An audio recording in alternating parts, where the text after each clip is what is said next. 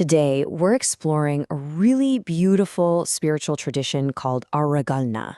And it has this core idea that awareness isn't some final destination you reach, but a journey, a process that we can actually start to understand. But before we get into it, let me ask you something. Just take a second and think. How does your consciousness feel? I mean, really? Is it like a chaotic storm, a gentle stream, or maybe a steady, quiet light? There's no right answer, of course. Well, in the Arreqqana tradition, consciousness is seen as this incredible, dynamic dance. It's a journey of wind and flame. It's the constant play between the part of you that thinks and analyzes and the part of you that reflects and illuminates. Okay, so let's get into the heart of it, the 7 threads of awareness. Now, it's really important to get this one thing straight. This is not a ladder you have to climb, from worst to best. Think of it more like expanding rings of awakening, where each one just tunes your awareness to a deeper, richer frequency. And here we go. This is basically our map for this journey. This table lays out all 7 threads for us. You can see right there at the bottom, we start with stone, super grounded in the physical world. Then we move through the emotional river and up into the mental wind. The path keeps going all the way to the flame of reflection and eventually to pure light. Now, today we're going to focus mostly on that interplay between wind and flame, but this gives you the whole beautiful picture. All right, so let's start where it all begins. We have to have a foundation, right? And that's these grounding levels, the ones that connect us to our physical and emotional selves. We're talking about the threads of stone and river. The very first thread is Neser, or stone. This is pure, simple, physical awareness.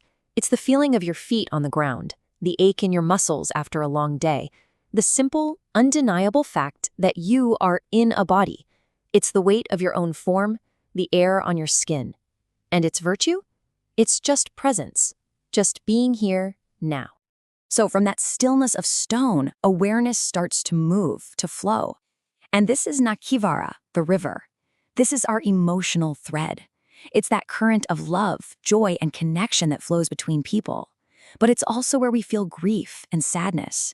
This is where we learn empathy, and its highest expression, its virtue, its compassion. So you see how this is building? We're grounded in our body, we're flowing with our emotions, and now we arrive at the 3rd level. This is the realm of the mind, the great organizer that this tradition calls the wind of thought. So this is Natira. It's that part of us where all our raw perceptions and feelings get shaped by the winds of analysis and logic. It's the voice in your head that's always asking why and how does that work? It's seen as this powerful current of wind, a force that helps us make sense of everything. But here's where it gets really interesting. This wind has 2 sides. Its virtue is clarity, that amazing ability to cut through all the noise and see the simple truth at the heart of a complex problem. But its shadow side? Pride. That's when the wind becomes a storm. It's when we use logic like a shield or a weapon, and we argue just to win, without ever really listening. So how do we find that balance? Well, it's about listening just as much as we explain. It's about marrying our logic with that empathy we learned from the river's thread. The whole point is for our thoughts to serve understanding, not control. There's this perfect quote from the tradition that says, "The mind's purpose is not to conquer mystery, but to converse with it." I love that. But, having a sharp, clear mind isn't the end of the road, not even close. The next step is a huge one. It's about moving from just thinking to being aware that you are thinking. This is where we meet the flame of reflection. This thread is called Navalera, and if our thoughts are the wind, then our reflection is the flame that actually lights up our inner world. They call it the mirror flame, because it lets us see our own thoughts, our own emotional patterns. And this is the bridge that takes us from just being clever to being truly wise. And of course, just like the wind, this flame has both a virtue and a shadow. Its virtue is discernment, that refined, beautiful ability to separate what's true from what's just noise. But its shadow? Well, that's getting lost in the mirror. It's when our self-study turns into self-obsession, and our inner flame just burns itself out in endless overanalysis and spiraling. So the path to balance here is to use that flame for light, not for showing off. We want our inner reflection to spark our outer actions, not get us stuck in a loop of just thinking about ourselves. It's humility that keeps the flame gentle, a source of warmth and light instead of a raging fire. Okay, so this is the real heart of it all. Real growth, real wisdom, it doesn't come from just developing the wind of your thoughts or the flame of your reflection on their own. The true power, the real bridge to a higher consciousness, is found only when we learn to weave them together. I mean, think about it for a second. When you have that sharp mind, all that wind, but you don't have any reflective capacity, no flame, what do you get? You get cleverness. You can win any argument. You can build complex things, but there's no real wisdom underneath it all.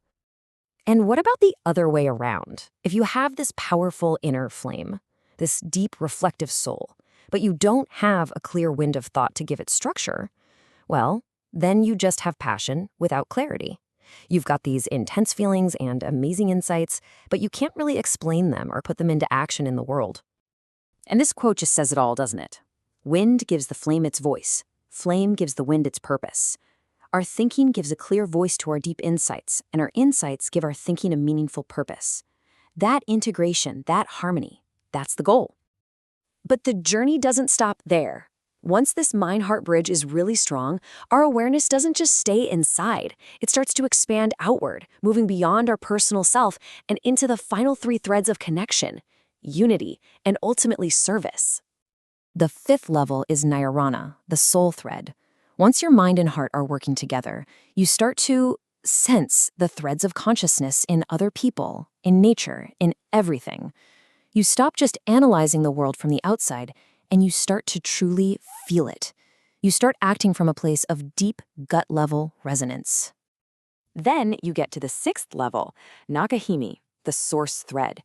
And here, the whole idea of a separate self just dissolves.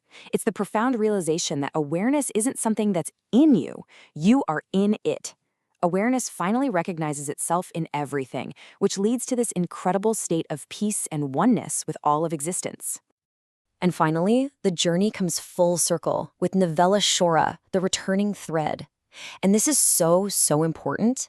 The goal isn't to just escape the world in some blissful state. No, the final step is to bring that unified, universal awareness back into the world, to live and to create as a walking, breathing embodiment of wisdom. Which leaves us with one last powerful question to sit with.